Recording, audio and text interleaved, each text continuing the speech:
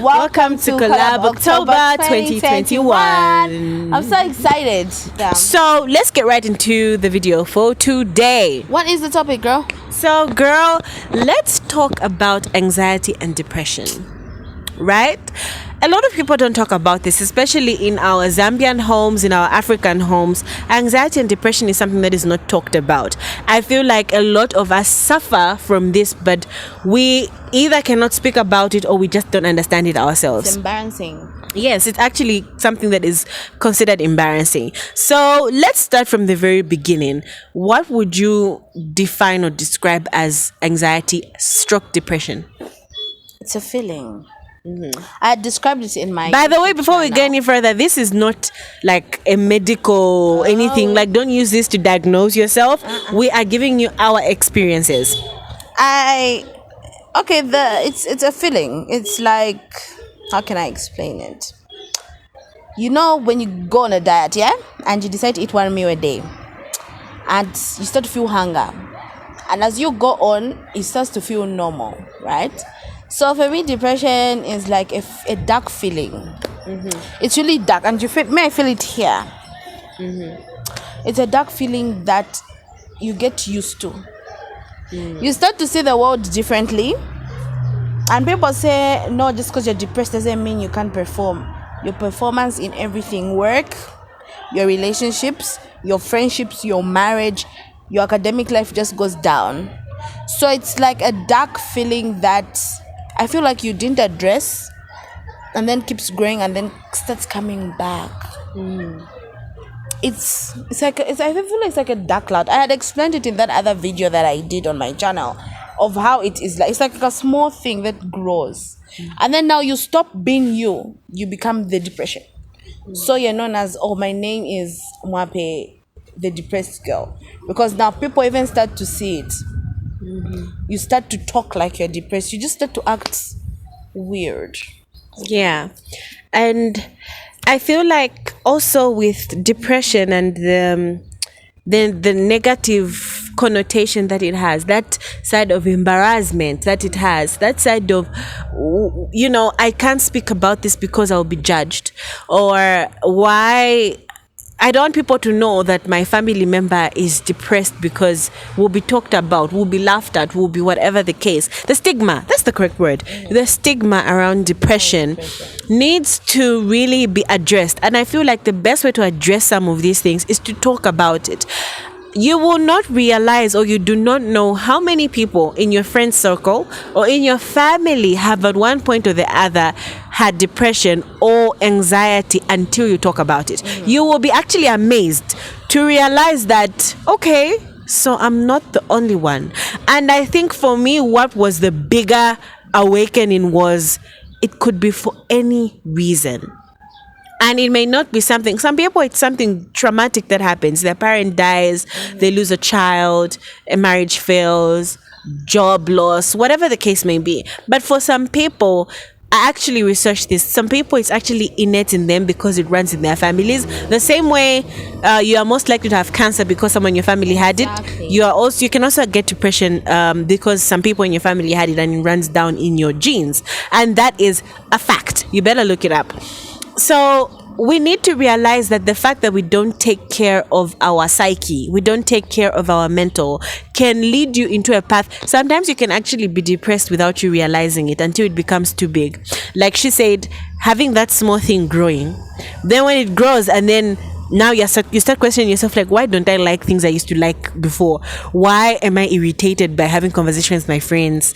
Why, like, suddenly bright lights irritate me, suddenly loud noises irritate me, people happy irritate you. Exactly. Like for me, it was a situation where, I think I used to try to say, I fell to sleep today, I've like had heart palpitations, and I think it's physical. But then they would be they would last literally the whole day, and then night I can't sleep, I'm tossing. I didn't know that was an anxiety attack. Because it's not talked about, it's not said. When you feel like this is how you should handle it. Yes. So every day you keep moving on and like, okay, I'll be okay. It's obviously my BP, or it's obviously this, or it's obviously that. When in actual sense, you are actually It's a mental issue. Yes, it's a mental issue. And the funny part is, let me tell you, it's easy to say, talk to somebody, to say no one. You can tell someone, they'll be like, yeah, you're right. No, you'll be fine. But the depression doesn't go. Sometimes you don't realize, but the simplest of things can make someone fall into a point of depression, because depression is about the mind. And it's a worry. It's a certain constant worry about nothing. You know, when your mind is busy, you are constantly here and there. It's all over the place, but you don't know how to deal with it. You don't know how to silence your mind. And for instance, for me, when I realized that, you know what, I feel like I'm going through depression, was when, to silence my mind, I just wanted to either be drunk or to be asleep. I wanted to be drunk or asleep, and I drank every single day, and I wanted to be asleep all the time, because when I'm awake, my mind is making noise and I can't comprehend what it's telling me. You know what I mean? So I feel like, beyond also just identifying what depression may look like for you, we also need to learn coping mechanisms. Yeah. What are some of the coping mechanisms you've had, even just for an anxiety attack or a panic attack in a day? What are some of the things you do to zen yourself and to center yourself? At times when I sit and I feel it, and like I cry, and then I'm like, girl, you can't do this again. So like, just get up. Like, life is due it. Like, life is not going to wait for you. Trust me, when you're depressed, life is moving. You are just staying. So I had to heal fast, because the people around me couldn't handle the stigma or the slumping me. So I had to fast get healed. It was like a forcing matter to get healed. So I haven't found a coping mechanism. So do you feel like you didn't even heal, you pretended to heal? Yeah, like I don't feel I'm healed, because there are times where, when I'm alone and I'm asleep, then it comes back. Then when it's, like I tell you, like my best time is sleep time. Then when I wake up, it's like, fuck, I'm back to the world. I'm still learning. And I think that's something that we should all identify or recognize and be open to saying. Don't be ashamed to say, I'm dealing with this and maybe I don't know how to cope with it. Don't be embarrassed to say, this is what I'm struggling with. I don't know how to cope. I don't know the mechanisms to use. I don't know how to ask for help. I don't know how to give help. Sometimes it's also an issue of knowing, because listen, here's the thing. I found myself at times not knowing what to say to you, not knowing what the best way to approach you would be. Yeah. And it's very complex, because from being at a point where I have experienced this, I know that there are certain things that I would say to you, you will hear me and, oh yes, you see, but it doesn't make sense to you, and you're just like, I just can't wait for her to finish talking. You know what I mean? Like, I just want her to finish talking so that we can move on from this. You know, Sisi, when I tell you that the I won't say the best part, but my life before people knew I was depressed was better than when people knew, because I would easily hide it. No one knew. So even when I'm acting some type of way, or even if I'm being what, it would be like, oh, it's normal life. When people know, like now I understand why you just hear, oh no, this person was just found dead, or oh, this person was just, it's because sometimes when people don't know, it's easier. Like till now, I feel like it's only my sister and my therapist that know the reason why I was depressed. Because if I tell someone else, and then tomorrow, it will be used against you. Yeah. I do think that depression is chronic, in the sense that it may never go away completely, but you can be at a point of controlling how you feel, trying to move on. Yes, you can be at a point of knowing that, okay, now I'm falling into this cycle. I need to figure out how I can pull myself out of it. And I think, honestly, if I'm being honest, I think that's a very unfortunate thing, because we have to pull ourselves out of it. You have no one but yourself to look out for you. And guys, honestly, depression is real. It's even worse for people who have gone to extreme points of cutting themselves or trying to commit suicide, and then they survive.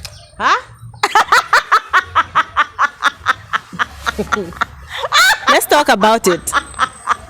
You guys, I used to laugh at people, yeah, who would commit suicide, attempt to commit suicide, and then they wake up. I said, if it was me, I'd rather just die until I tried. Right? And like someone once asked me to say, at that point, what were you thinking? I'm like, one thing people don't understand is it's not a now issue. It's you try and you keep trying and you keep trying, and then people are not there when you're trying. And then so I now understood that as you keep trying, the one that works is the one that takes you.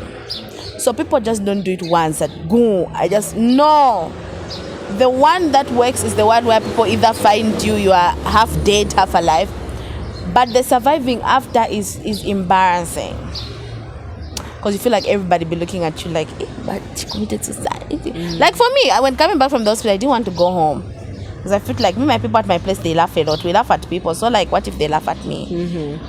But now I would have rather stayed at the hospital than go back home, because now everyone had to walk on eggshells.